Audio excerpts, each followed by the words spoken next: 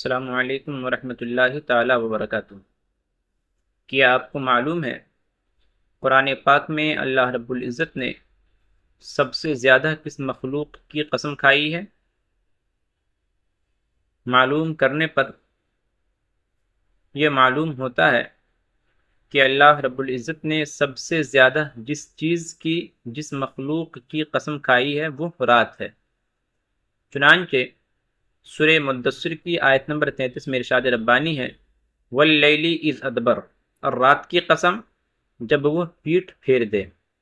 سورہ انشقاق کی آیت نمبر 17 میں ارشاد ربانی ہے، واللیل وما وسق، اور رات کی قسم اور جو چیزیں اس میں جمع ہوتی ہیں اس کی قسم۔